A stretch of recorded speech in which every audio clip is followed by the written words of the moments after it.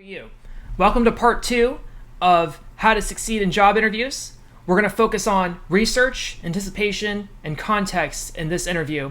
So in the first segment, you talked about confidence and some general framework. Now, in this segment, we're going to focus on when you get the call, what do you do in the time between the call and the actual interview. So here's what we're going to cover. We're going to talk about company research and how to do good research on companies so you know what to look for. Secondly, I'm going to show you how to anticipate questions for interviews. And it's not going to be like an 100% thing. You're going to know the exact questions they're going to ask, but at least you'll know the themes of what they're going to ask, and you'll know how to answer those ahead of time. And then we're also going to talk about context preparation, because depending on the context of your interview, is it face-to-face, phone, or virtual, you have to think about particular things for those contexts. So let's start with company research.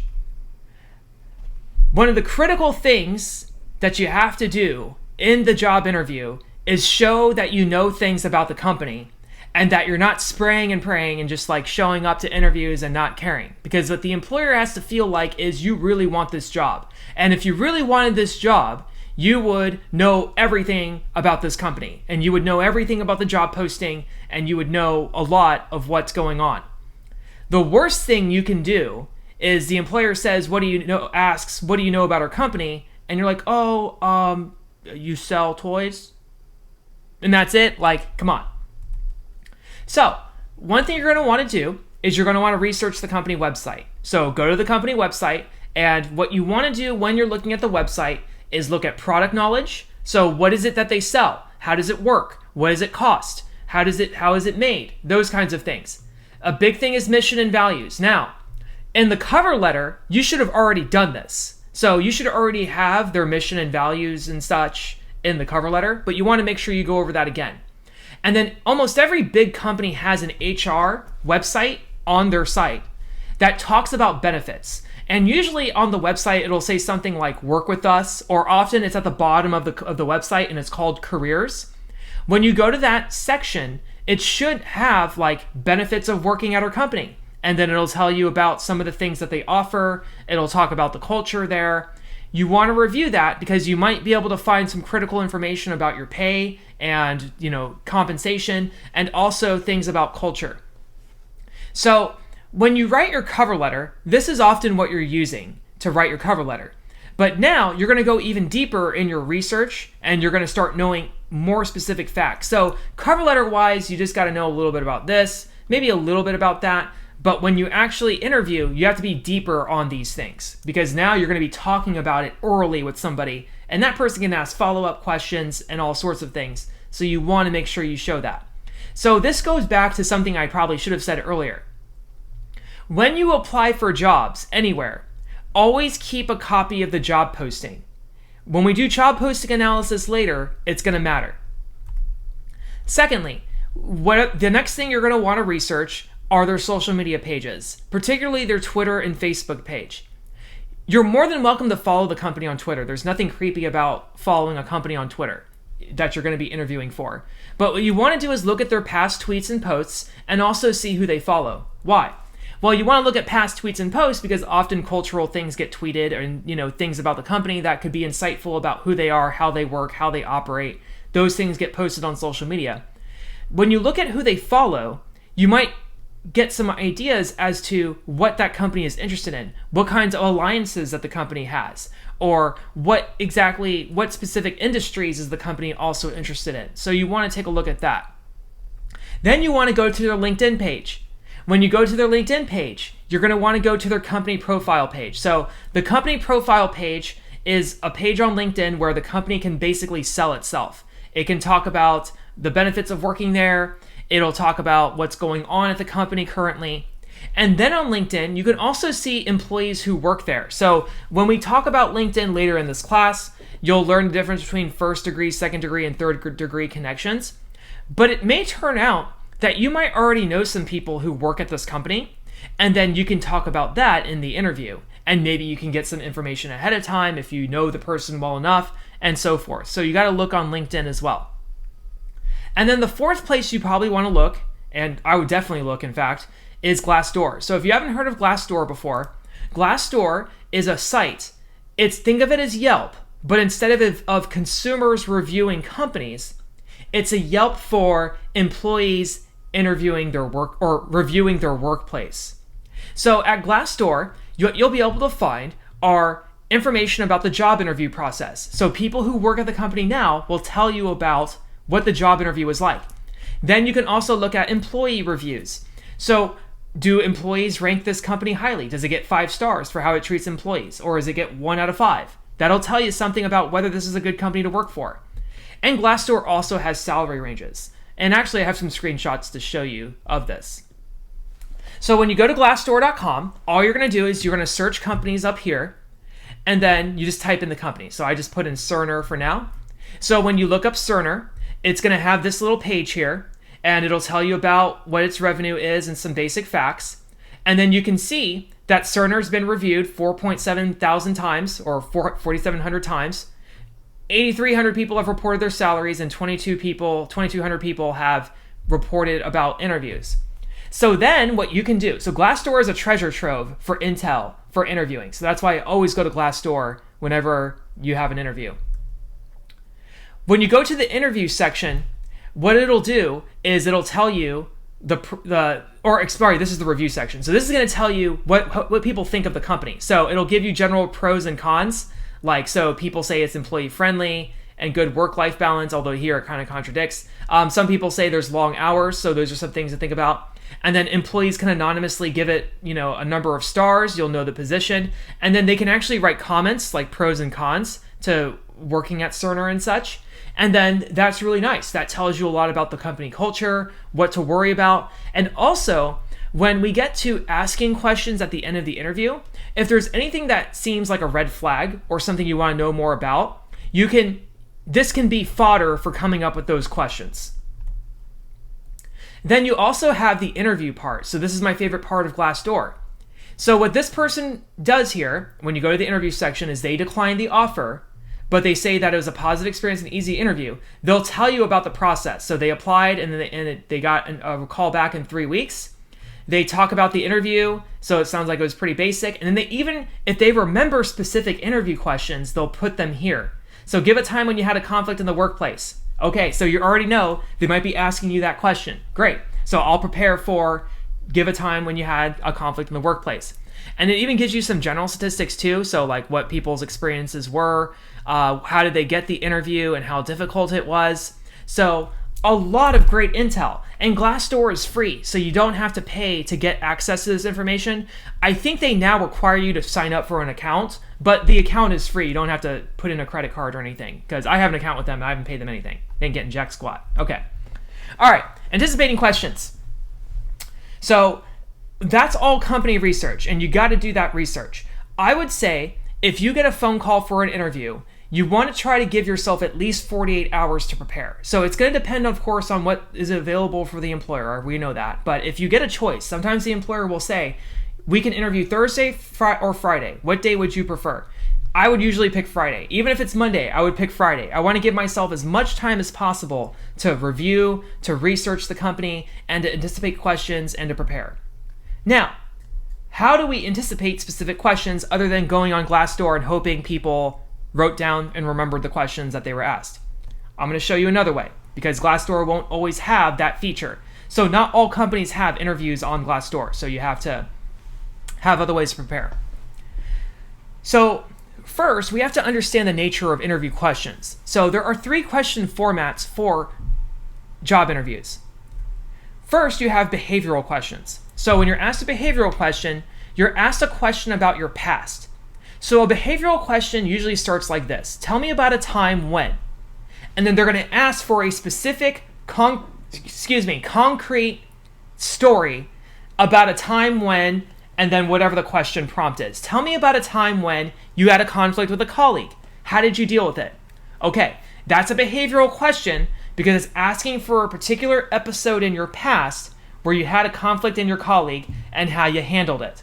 So that's what makes behavioral questions behavioral, is they're questions about your past. The second type of question are abstract questions. Abstract questions ask about your present. Abstract questions start with usually like describe or tell me about X. Not something in your past, just something in your present. Describe your management style.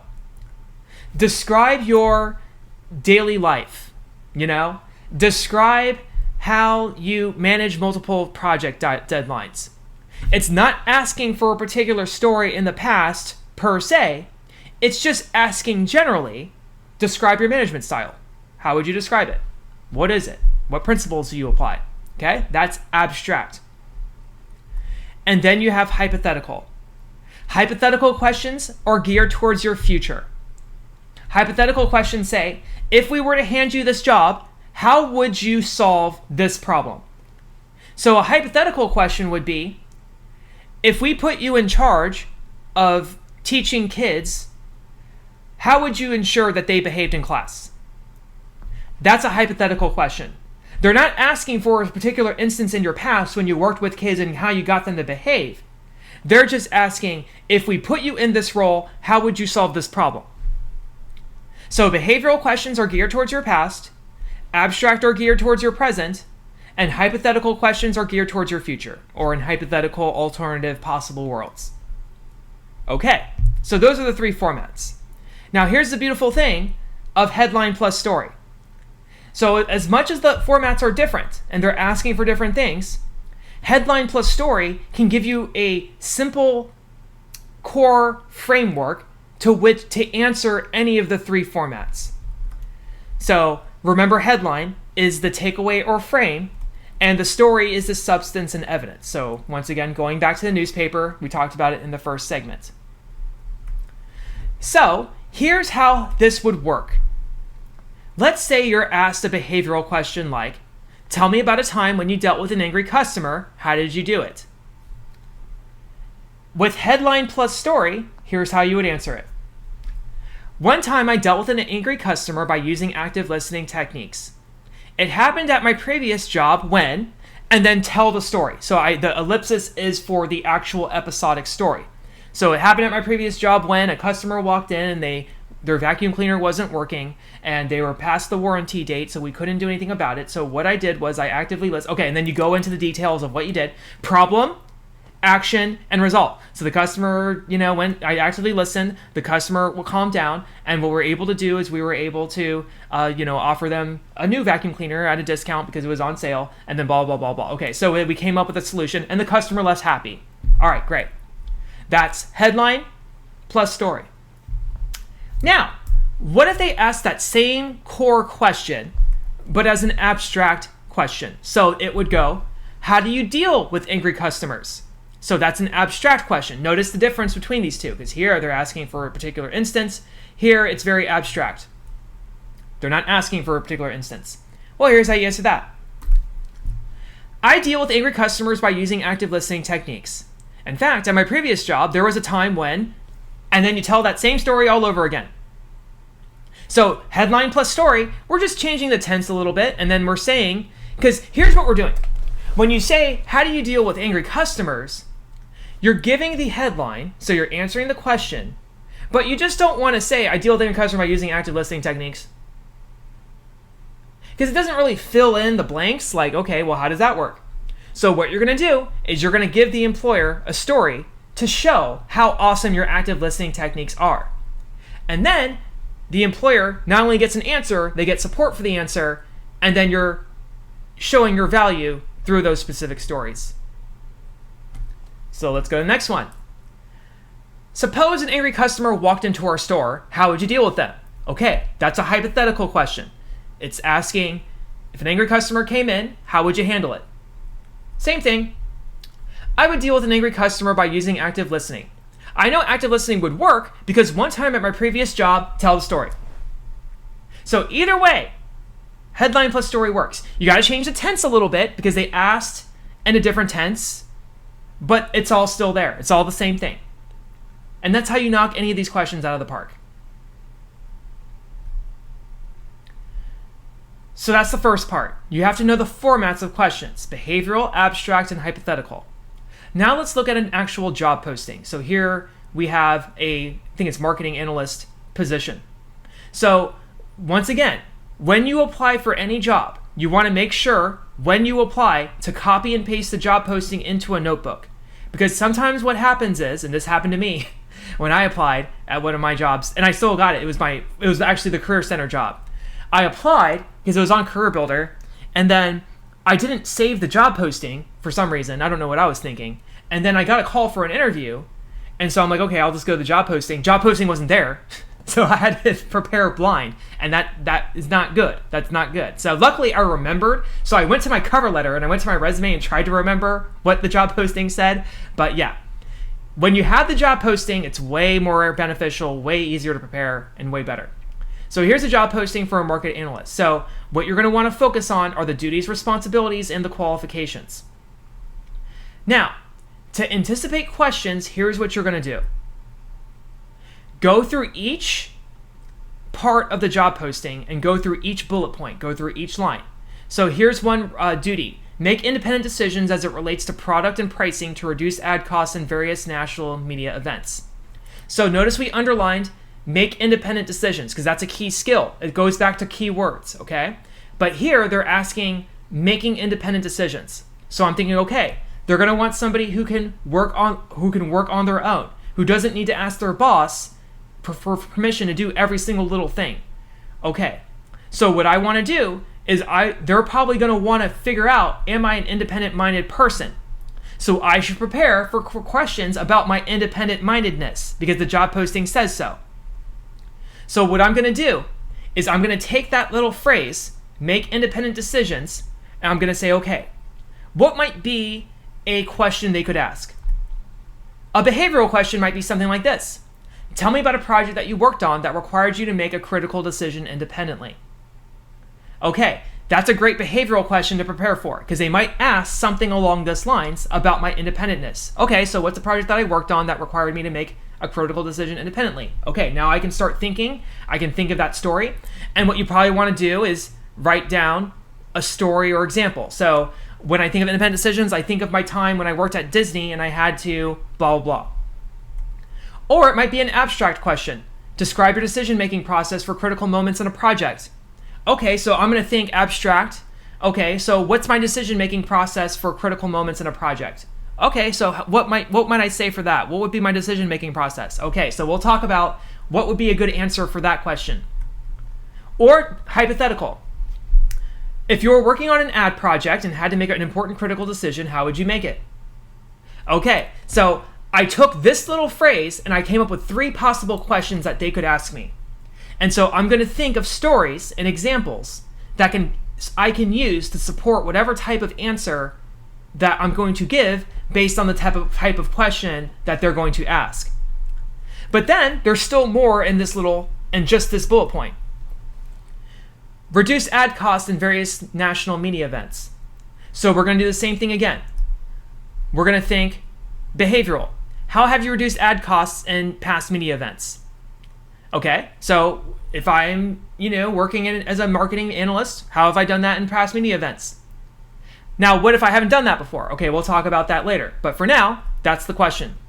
How do you manage costs for your ads at media events? That might be an abstract question. Okay, great. So how do I manage costs? So I have to think, all right, so when I run ad events, how do I manage ad costs? So the thing is, I'm anticipating this now, days in advance before the interview. So if they do ask me this question, I don't have to sit there and go, oh, how do I do that? Let me think. No, I already know because I anticipated this question days in advance. Hypothetical. How would you reduce ad costs at our various national media events if we put you in charge? Okay, so that's a way to put it hypothetically. Okay, so if I were in charge of an ad event, how would I make sure that ad costs remain low? Okay, so 6 questions to prepare for right before the interview. And that's just on one bullet point. So you got to do this with every bullet point. Now, you are more than likely going to over-prepare. And that is good. I like it when my clients say, I felt over-prepared. Like I prepared too much. It was so easy. It was so easy. I knew what they were going to ask that it just felt like I over-prepared. I'm like, good. That's what you want. What you don't want is I felt like I was underprepared and I was off balance and I didn't feel like I performed my best. No, we don't want to be underprepared. We want to be overprepared. We want to be ready for everything. So yes, it takes work. It takes time to do this.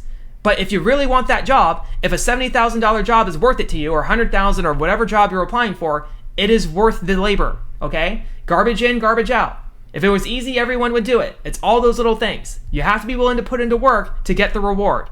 The only place where success comes before work is the dictionary. Thank you. Okay. Sorry, I've watched too many motivational speeches lately. Okay. Now, let's say you get asked a behavioral question and you don't have direct experience. So here are the relevant experience types. And so this is like a little hierarchy. So here let me just show you it. There's least preferred and most preferred. Okay, so you have least preferred on this side and most preferred on this side. When you're going through the job posting and doing your job posting analysis, and let's say it says reduce ad costs at national media events. What's most preferred when you talk about that is direct experience. Do you have direct experience reducing ad costs at media events? Now, what is direct experience? Direct experience means you have specifically done that yourself. Like you were an ad manager and you directly yourself, through your own actions, have reduced ad costs at national media events. That's what direct experience means. Direct experience means you have done it personally. Now, let's say you don't have direct experience. So let's just put an X over here. You don't have direct experience. You just haven't done it. Okay. So does that mean, oh, so I'm screwed? No. You still have other options. Second most preferable thing then would be indirect experience. So what is indirect experience? Indirect experience means, although you have not done it yourself, you worked directly with somebody who has done it. So here's an example of indirect experience. Maybe you weren't the ad manager, but you were the ad manager's assistant. And though the ad manager's job was to reduce costs, you did help the ad manager as the assistant a little bit with that process. Or better yet, let's say you're you're an assistant manager and you're applying for managerial positions. You might have a lot of indirect experience with bookkeeping because maybe you worked with the manager who did a lot of that work. Even though you didn't do it yourself, you did come into contact and you did help out with some aspects of that duty. So you have indirect experience managing. You worked with somebody who does have direct experience. But let's just say you don't have indirect experience. So let's just say, nope, I don't even have that. Okay, then the next, it's like lower on the hierarchy, but it's still good. Related experience. Related experience means you haven't done the duty formally, but you've done something sort of like it in another context that's related to it. The classic example is maybe you haven't been a bookkeeper before. You don't have direct experience doing that, and you don't have indirect experience working with the bookkeeper. But maybe your related experience is when you are the treasurer for your community service club. Okay, you're a treasurer for the Kiwanis Club.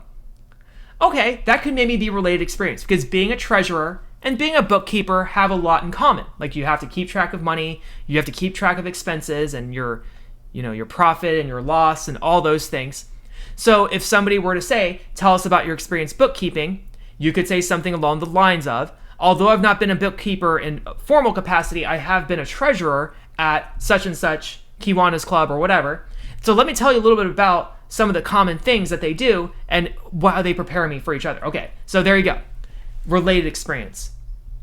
Now, this is why extracurricular involvement is really important, by the way. If you're in college and you have all this time, you have 4 years, 3 years, 2 years, whatever, being treasurer of a club or being president of a student organization is really good because it gives you related experience. For when you apply for jobs, tell us about the time you led something. Oh, well, I was president of my fraternity, or I was president of my intramural club. Let me tell you. So that all becomes related experience, and that's good. That's good. So that's why extracurriculars are important in undergrad, college. Then, if you don't have that, then you're in the no experience category. So that's, of course, the least preferred. Now, if you're in this category, here's what you need to do. Remember when we talked about behavioral, abstract, and hypothetical questions. If you don't have experience, just don't say, I don't have experience, so I can't answer the question. Okay? Don't do that. Don't do that. If you don't have experience, the next best thing to have that's not on this chart is a plan. So if you don't know, at least have a plan. Okay? Because at least if you propose a plan, if the plan sounds good, they can hire you for your plan. So, tell us about a time when you were a bookkeeper of a store, let's say. I've never been a bookkeeper before, but if I were, here's what I would do. I would make sure that, we would use QuickBooks and we would have everything documented and blah, blah, blah, blah, blah, blah, okay? So essentially, what you're doing is, if we go back here, so let's just go back to this slide. When you don't have experience and it's a behavioral question, turn it into a hypothetical answer. So when you're asked a behavioral question that you don't have experience for, turn it into a hypothetical answer.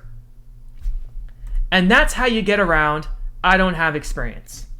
If you don't have experience, have a plan. Answer it with a hypothetical answer. So, here's an exercise.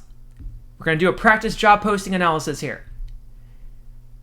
Take this little requirement, must be able to independently set priorities of tasks among multiple assigned projects, and anticipate a possible question in 3 different formats from the requirement above and write them down. Okay, let's take some time.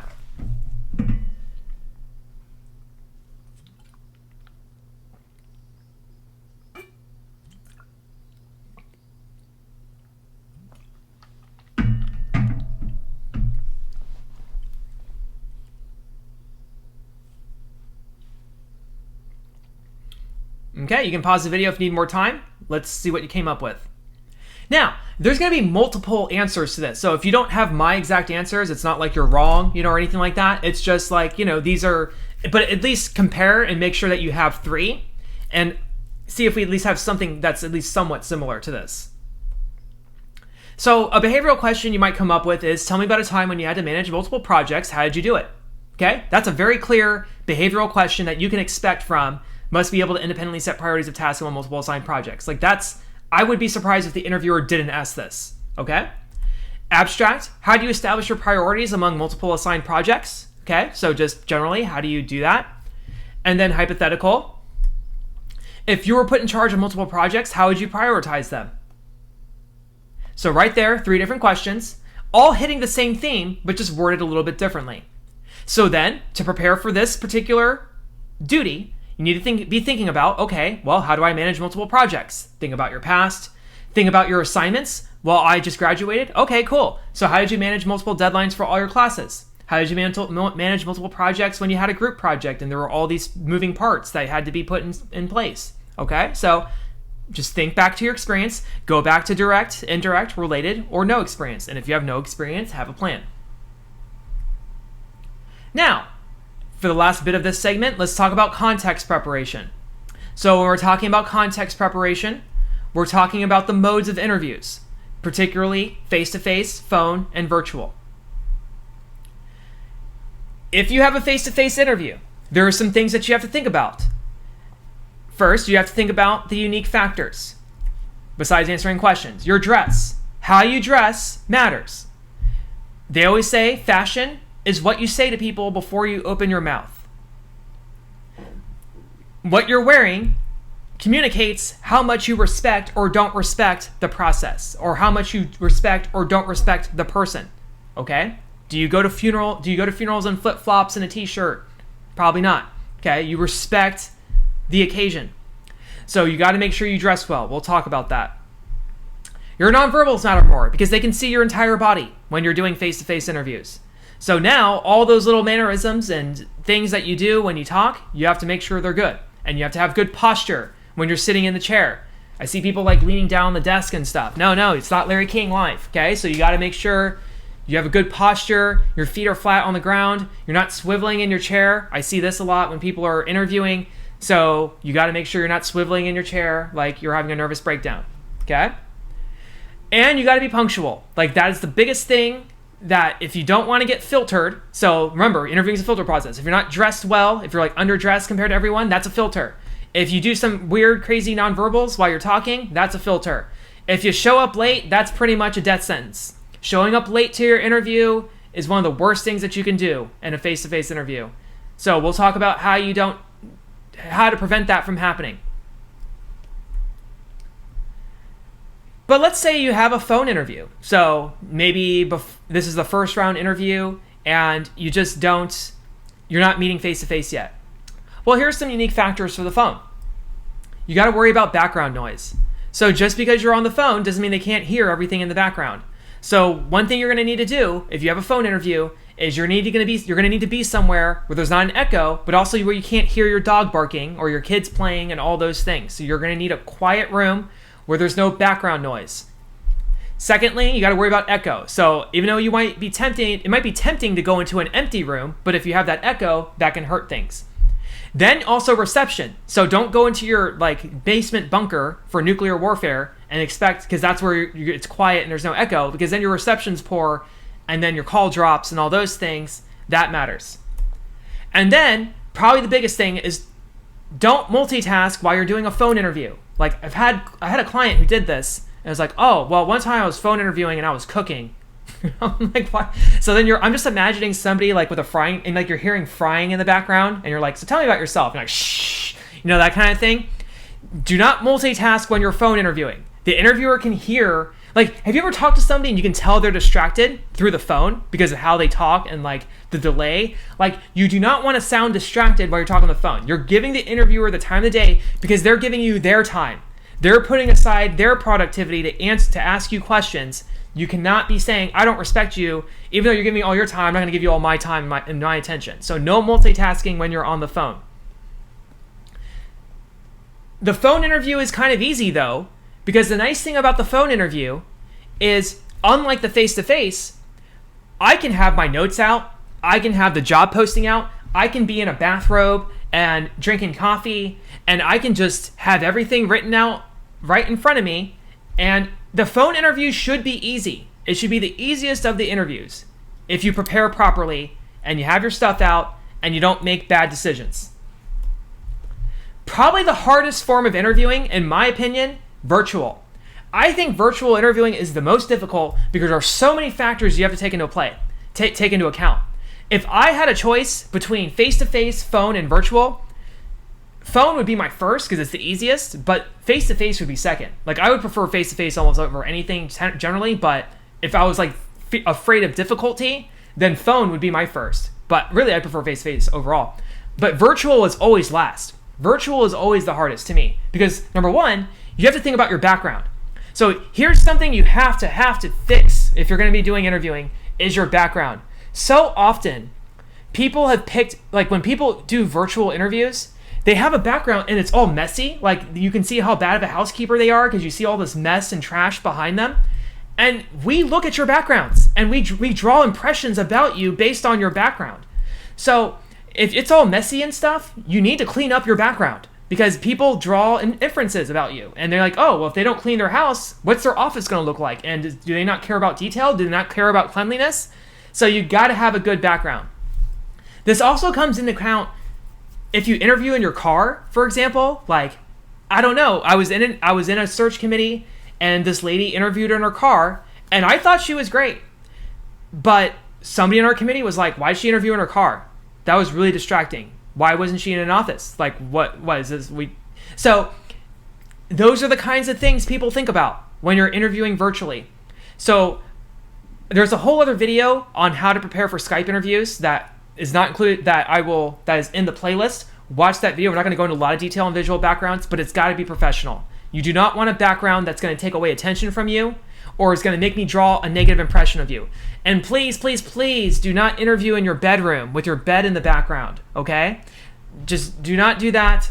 There's a whole industry where people have a webcam on their bed and they take tokens to do things. And that's not what you're doing here, okay? So do not have your bed in the background, okay? All right, lighting. You got to have good lighting. And so once again, in the how to prepare for Skype interviews or how to do a good Skype interview video, you'll see about lighting. Your camera angle matters too. I've seen people where they have like they're looking down on the camera and then you're like looking at their nose, like you're looking up their snot, and that's not good. Okay, so you want to have the camera eye level. So that's another thing. Then you got to have good audio. So you got to test your audio. Are your speakers bouncing into your microphone so then there's an echo? Or is your audio too low? Or do you sound a little bit too staticky? So you have to think about audio, and is your audio good? Okay, then you still have to dress up because we can see you. So you're not going to interview virtually in your pajamas. So me personally, I dress up entirely. Some people I wear my shirt and tie and then I just wear shorts underneath. The only thing is, like, I've heard of this happening where interviewers have asked you to stand up and then you have to oh, I won't stand up, like that kind of thing. But for me, it's more, I dress up in full suit because to me, it's weird, like not being in full suit, like only being in half suit. It's just, to have the full enclothed cognition, I need to be fully enclothed. So psychologically, how you dress impacts how you feel. It's called enclothed cognition. So you want to dress in a way where you feel like you're at your best. And so if you're only doing it halfway, you're only getting half the benefit. So I would go full. And then your internet connection. So that's another problem. What if Spectrum or Time Warner Cable decides to go down? And all this stuff, your Wi-Fi, are you in a bad Wi-Fi spot where the thing is going to drop, in the middle of the interview? So I've been on interview committees where technical difficulties just did somebody in. Like we had a guy, his internet just kept dropping. So he would answer a question and then just cut out, and he would just cut out in the middle and there would be a lag and then he'd come back in. And we kept trying to work with him, but in the end of the day, we ended up just having to do phone with him. But he had just been through so many technical difficulties. It was just hard. It was hard to really feel connected to him, and he just didn't make it to the next round. So technical difficulties can do you in. It's just one of those things. So virtual interviewing is the hardest of interviewing, I think. Oh, and then you gotta know the application. Oh yeah, I forgot about that. You gotta know the application too. So there's all these different virtual meeting apps now. There's WebEx, there's Zoom, there's Google Meet, there's GoToMeeting, there's Microsoft Teams, there's Skype, and you have to know how to use the app. So yes, virtual interviewing is hard. It is hard. Now, let's talk about interview structure. So, okay, you have to be mindful of the particular medium that which you're going to be interviewing by. Is it face-to-face, is it phone, or is it virtual? And then you also have to be taking into account the structure of the interview. So there's going to be high structure interviews and there's going to be low structure interviews. Now, the first thing that governs which one you're going to be doing is whether you're doing a panel interview or an individual interview. Okay, so that should be panel or individual. Whoa, what was I thinking? Okay, so one. I'm just going to write one here. Okay, so are you just going to be interviewed by one person, or are you going to be interviewed by a panel of people? A panel would be 2 or more people interviewing you at the same time. So the largest panel that I've been interviewed for, it was a Skype interview of 7. So it was already hard because it was Skype, and then I had 7 people in a conference room asking me questions, okay? But you might just be with one person. Then you have to think, is it going to be high structure or low structure? A high structure interview is this. They stick to an interview schedule, okay? And often it's early in the process, and it'll be with often an HR or recruiter person. Here's how a high structure interview will look in its most extreme form. The interviewer is going to call you, okay? And there might be some small talk at the beginning. And then the interviewer is going to have a list of questions that they have to ask. They cannot deviate from the questions, and they have to ask all of them, even if they're obvious. So here's how the interview might look. So, hi, John, nice to meet you. Okay, did everything go okay? Yeah, okay, good. Okay, John, I'm going to ask you a couple questions here. I'm going to be taking notes, and just do your best to answer each of the following questions. Okay, tell me about yourself. Okay, so you start answering the question. And here's all the interview's doing. Okay, thanks, John. Next, what are your weaknesses? What are your strengths? And the whole interview is the interviewer not reacting to you. They're not encouraging you. They just go through the questions. They're like a robot, okay? It's almost like they're a robot, okay? Now, like I said, these are often used early in the process. A phone interview might go exactly like that, where it's just they're screening you essentially through the phone. And then if you get past the phone, then they'll invite you to a face-to-face interview, and then that's where you'll go to a more low structure arrangement. But the best thing I can say is if you're in a high structure interview, just answer the questions as best you can and talk slow, and don't be afraid to ask, like, does that answer your question, or were you able to get everything? Is there anything I can repeat while they take all those notes? Perfectly fine to do that. In a low structure interview, it's the complete opposite. And then there's things in between, there's things that are mixed, but let me talk about the two extremes and then you can talk about the middle. In a low structure interview, it's going to feel more like a conversation. It's probably going to be later in the interview process, so maybe after our first round, maybe in the second or third round. And then it's often going to be with management and colleagues. So here's how a low structure interview would look. So you maybe get called into the manager's office, and the manager's like, oh, hey, John, how you doing? Good, good. All right, well, come into the office. So how's your day been going? Good. Oh, I see that you graduated from UT Austin. Oh, so you like the Longhorns. Oh, yeah, I love the Longhorns. Oh, cool. Yeah, my son's in UT, blah, blah, blah. Okay, so it's like this like long conversation. Okay, well, John, why don't you just tell me about yourself again? I saw on your resume this, but why don't you tell me more? Okay. And so you tell them about yourself a little bit. The manager's like, oh, wow, well, that's really cool. Yeah, I really like this, and this. And, here at this company, we're really trying to do this thing, and that's really cool. You do that. By the way, tell me about this other thing that you're doing. Okay, so it just feels like a conversation, like you're just sitting and like chilling with the person. But they're screening you. They're asking you questions. They're trying to figure out if you're a good fit. They're assessing chemistry and all that. It's just much more laid back. And then if it's with a panel, like people might be a little bit less disciplined and they'll chime in and ask questions and make comments and all that. And it just feels like you're chilling with people. Okay? But either way, you got to be prepared for both. They're going to still ask you questions and you're going to still have to give answers. Now let's talk about attire.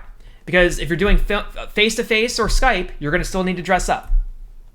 Now, this is business formal. So whenever you're going into an interview, this is business formal. So guys, it's shirt and tie.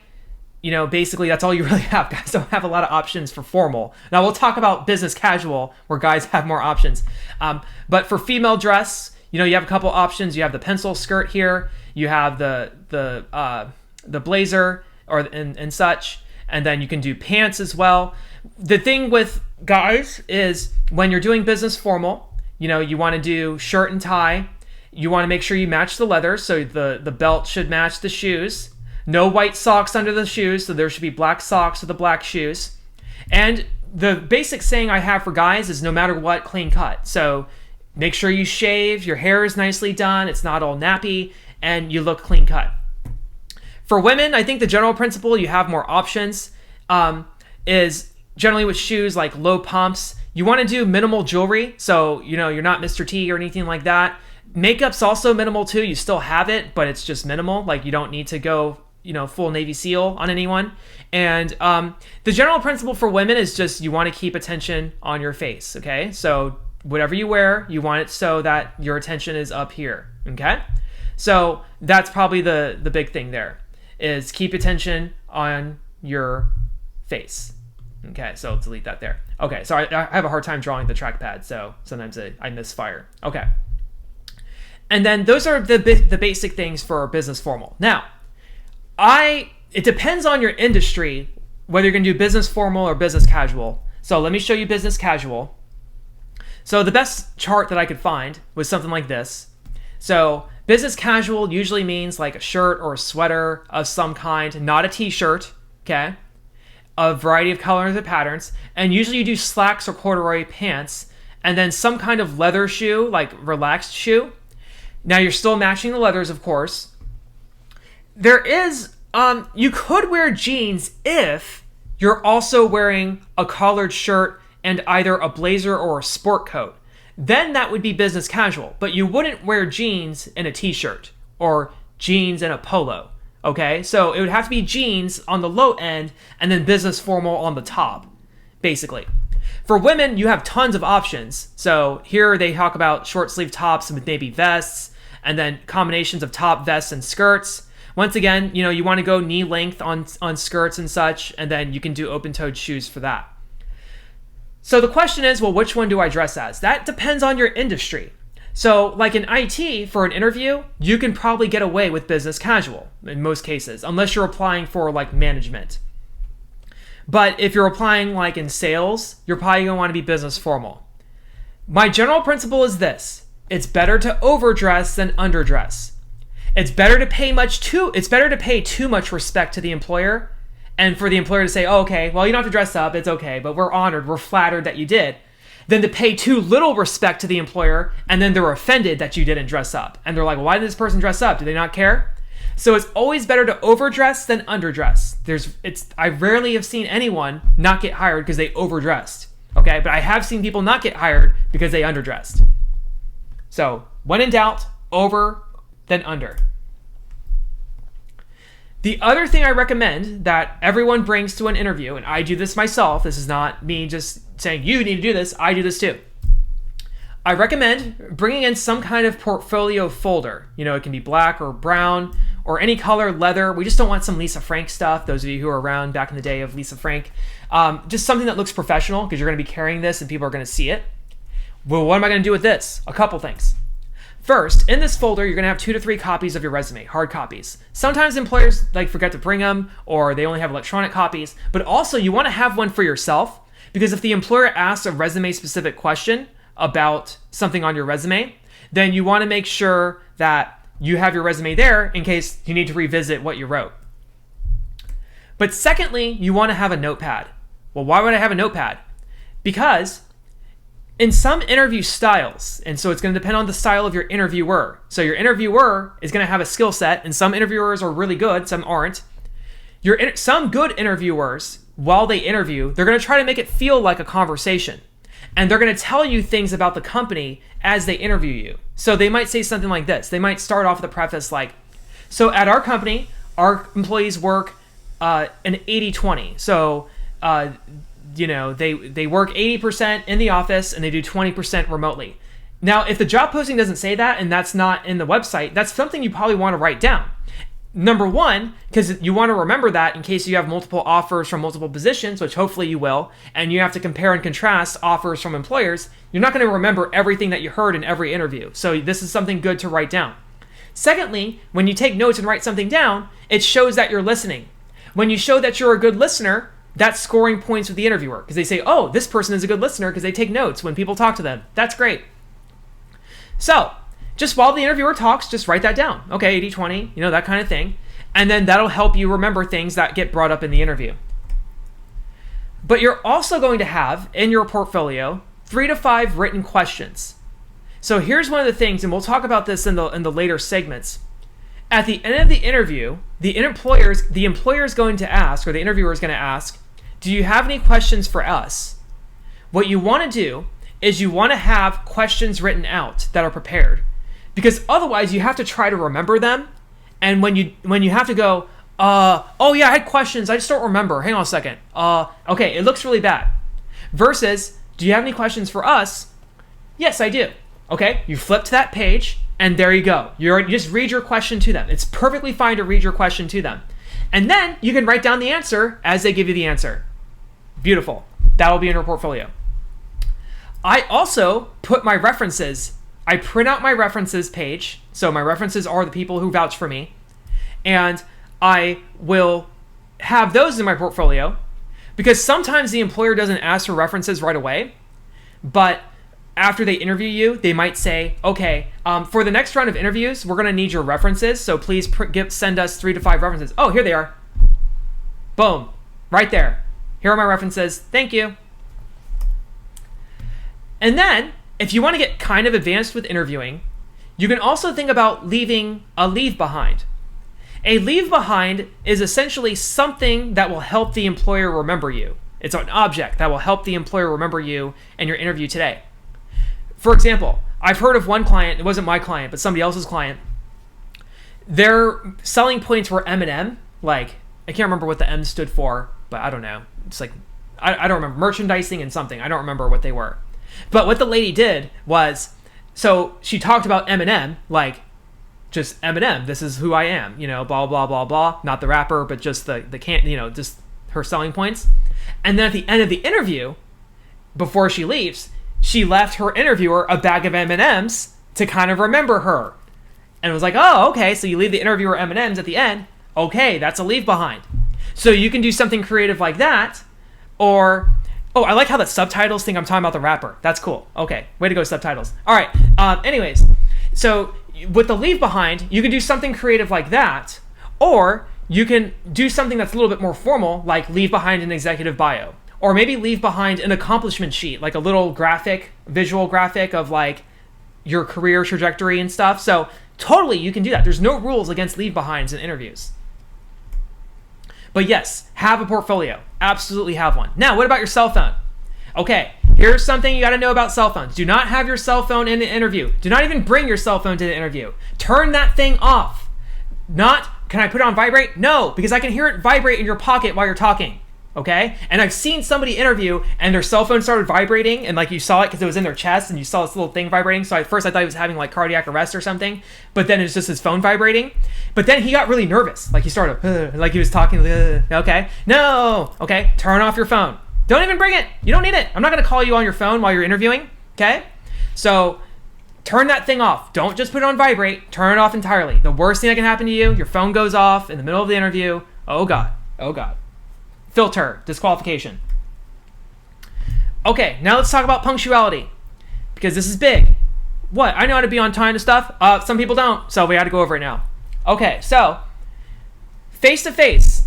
If you're going to be having a face-to-face interview, here's what I recommend you do to avoid being late to the interview. First off, sometime before the interview. So let's say the interview is on Friday. You want to plan so that you're there 10 minutes early. Okay? What you're going to need to do is take a test drive to the location that you're interviewing. So if the interview is on Friday, maybe go on Wednesday or Thursday. Do a test drive at around the time of the interview. So if the interview is 11 o'clock a.m. on Friday, take a test drive at 11 o'clock a.m. on Thursday or 11 o'clock a.m. on Wednesday.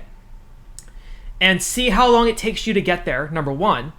Number two, make sure you know where to park, because some places parking isn't self-evident. And so if you're going there for the first time and you think, oh, I'll get there 10 minutes early, but it takes you 10 minutes to find parking, now you're running into the building, and that's bad. So not only test drive and do a drive-by of like where it is, you also need to figure out where the heck are you going to park when you get there.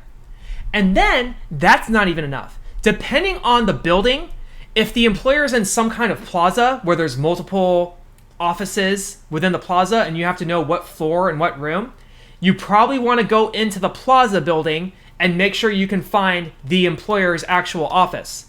Now, if it's a big corporate headquarters thing, then, at least you kind of generally know where it is. But even then, if it's a big corporate headquarter thing, you got to know where exactly your entrance is. Because chances are job applicants have their own entrance or have their own little part of the building. HR office probably has its own little segment. And so you have to know where to go. So you got to do this ahead of time. Do not try to figure all of this out the day of the interview. Because if one thing goes wrong, you are screwed. Okay? You are screwed. So you do not want to do that.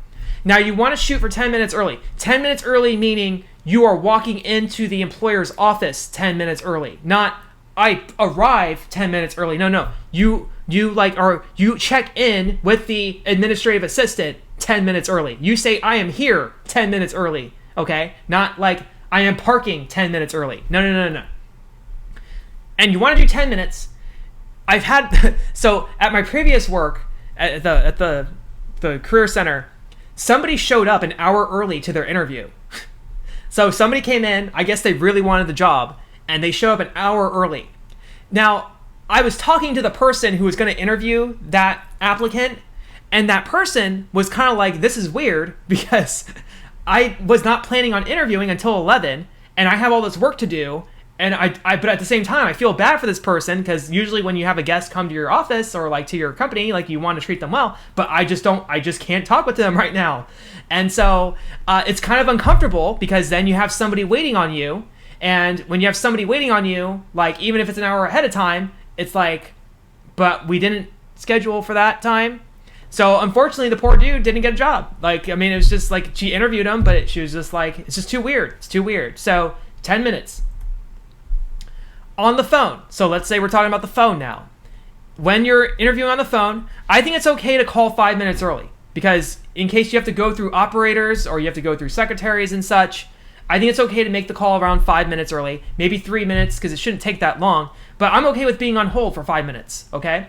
One of the things that you're trying to do with punctuality, so is you're trying not to ice yourself. So in football, like it's like the last 3 seconds of the game and the kicker has to kick a winning field goal. So it's like the team's up by 1 and the kicker can change the outcome if they make the field goal. So the team calls timeout right before the kicker kicks. That's called icing the kicker. There's psychology behind that. Basically, they're trying to make the kicker overthink the kick. So then when they actually kick, they overthink it and they miss.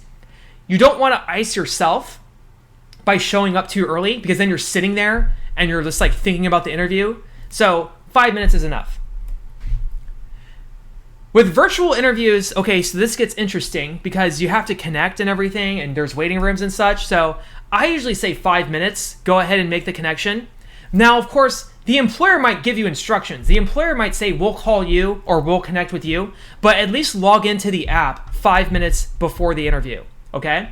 And at least show that you're available. And I usually send a DM or PM or IM or whatever the platform is to the employer and just say, hey, I'm available. Let me know when you're ready to connect. And then that way, if the employer is doing virtual interviews with someone else, you're not disrupting their interview. And then they know that you're there, and then you connect. And make sure you test your application. Do your test app. Make sure you understand it. Make sure you know how to connect. Make sure everything works, because you do not want to have technical issues in a virtual interview, because that'll cost you the interview regardless of how qualified you are. So in review, we talked about a lot. We talked about research. We talked about question anticipation. And we talked about context preparation. There's so much that goes into interviewing that it's just all these little things that you have to think about. The more you pay attention to the fine details, the more that you prepare, the more that you anticipate, the better off that you'll be. And the more fun interview becomes. Like, I love interviewing for jobs. I would interview for fun if I could, if I got paid to do it.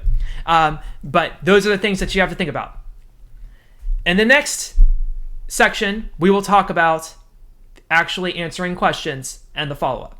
I'll see you there.